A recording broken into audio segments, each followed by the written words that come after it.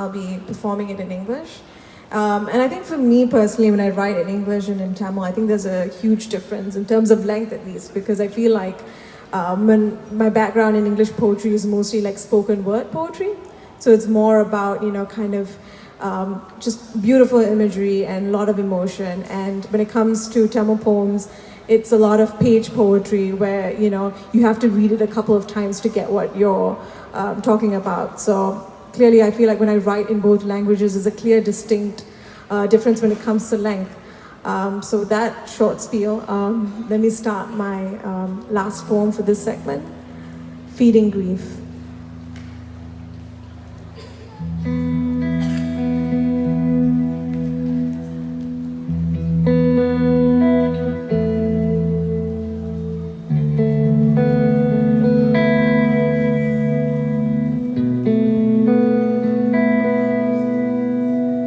Why aren't you crying? My aunt had asked. If guilt were a shuffle, I would have buried myself to the ground. I forget where I was in the room. I was probably hugging a cousin or consoling a grand uncle, arranging the roses in the coffin. Dear Auntie, grief isn't always waterworks. I wear grief in my fingers like protective gloves, typing away furiously at work, so that I'll be in time for my uncle's funeral. I spread grief on my tongue when I spoke to the newspapers to publish the obituaries as fast as they could. Sometimes grief sits next to me, grabbing me in a strong hold while I try laughing. Grief fills in the cocktail glass when I'm out with friends, and suddenly I'm choking from a childhood memory.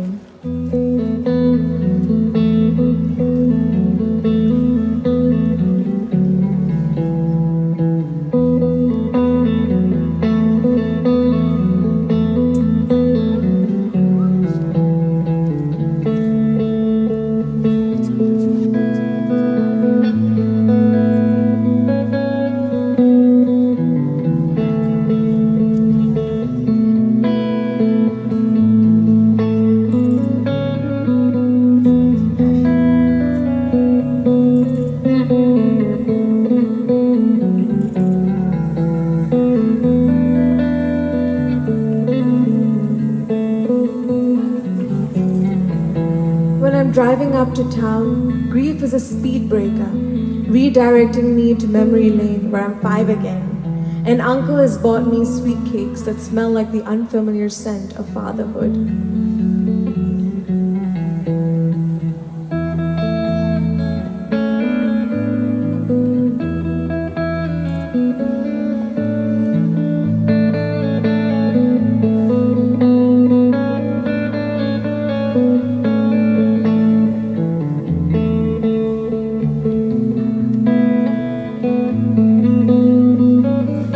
So dear Auntie, the next time I'm fixing a bulb, kissing you goodnight, tucking you into bed, I'm grieving for him. I'm wearing his oversized pants that hang loosely on my child waist. But till I grow up into a woman, grief fills these pockets. When I'm running from a temple to a church carrying sweet cakes into the house, lighting candles for his gods and goddesses in the prayer altar, I'm feeding grief with love, so that she and I can get comfortable. There are no start lines or deadlines for grief. Grief bids goodbye by fading into nostalgia.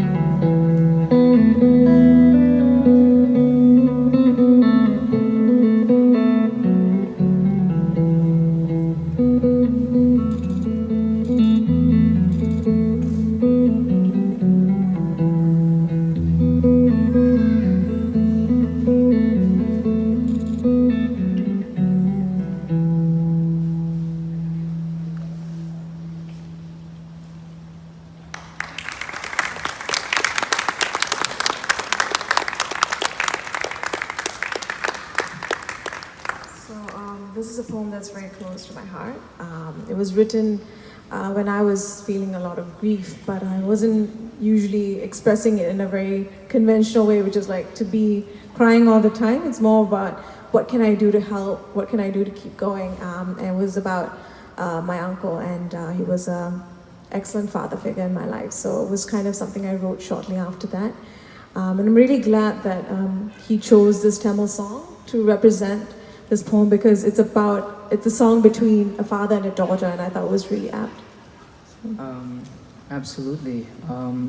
I think this poem really, really spoke to me, definitely. We've all experienced loss, for sure, for me as well, I think. And when I read this, I didn't want to go with a particular song which was overly, like overly sad.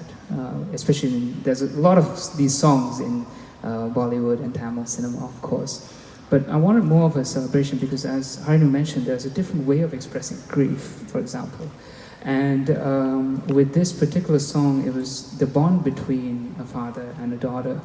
And it was so beautifully shot in terms of the music video. And the arrangement and the song and the melody is just unbelievable. I would highly recommend you listen to it. It's written by, or rather composed by Yuvan Shankar Raja, which is the youngest son of, rather, who is the youngest son of Ilayaraja, and sung by Sriram Pratasari. So, absolutely beautiful, and thoroughly enjoyed this particular poem.